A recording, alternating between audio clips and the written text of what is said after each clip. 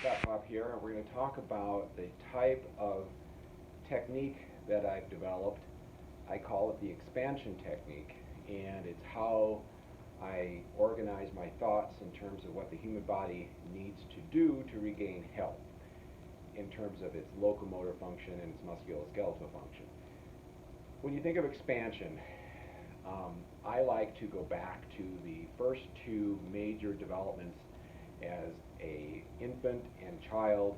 And the first development, we go from a blob that lays down to one that sits and stands up. This is an expansion upward, and so eventually the expansion looks like this. It goes from a collapsed state to an extension state, and we elongate ourselves upward into gravity. This creates an expansion of chest elevation, chin retraction, abdominal control. This is where our body has the most stable position, and it's an expansion upward. Then we learn the second major development, which is locomotor function, which is a counter rotation out into space where our pelvis goes one way, our shoulders go another way, our head goes the opposite way, and so we wind up and expand into counter rotation, and then we impact the earth and we compact downward, and then we expand the opposite direction. So the gait motion is the second big development. The first big development is the sit to stand, or the righting reflex. Those two are crucial when you think of good health in terms of our locomotor system.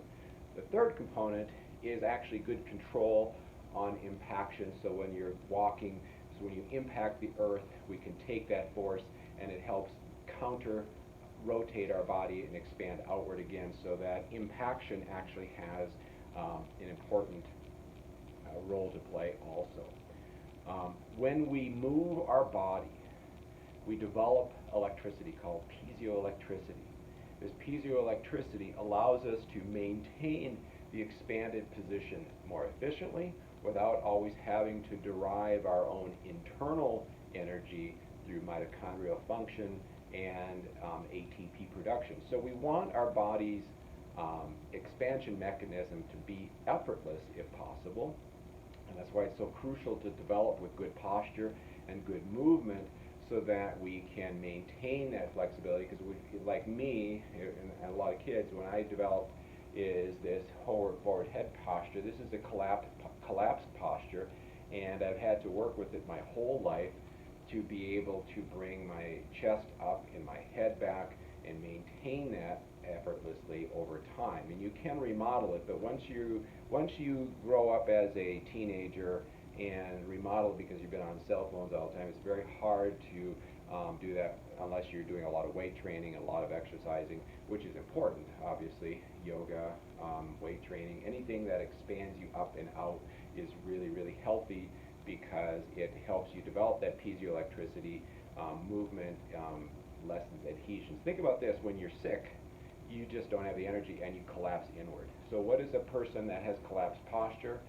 This is a non-powerful posture. We know they're sick, and as a person ages, it changes your gait from this nice counter-rotation position like this to a waddling gait like this, because their body is so sclerotic that it can't actually do this nice counter-rotation stretch.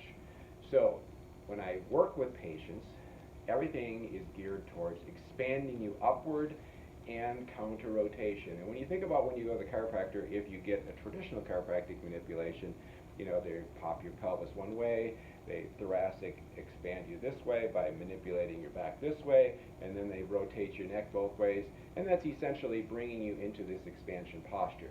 I just take it and slow it down and work all the fascia through the body, wherever it is, because the fascia, the connective tissue that holds everything together, creates this tensegrity model of stability.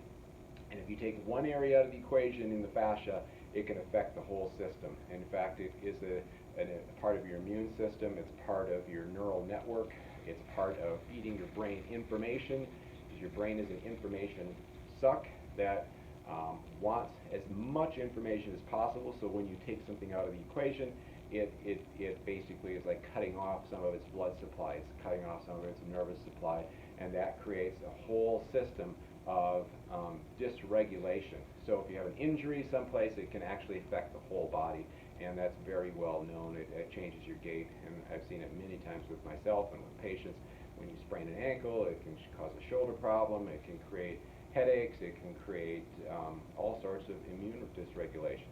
So in my technique, we try to work you up into expansion and counter rotation, and then supply exercises and self-mobilization that do that, so that you can maintain that expansion, and then also work your immune system so that your immune system isn't causing excess inflammation, sleep, exposure to sunlight, all the biohacks that help you become a better, more effective battery and maintain charge, because we always want to maintain that charge so that we can generate our own electrical systems and maintain our energetics effortlessly, instead of always have to consume food, which is a less efficient way.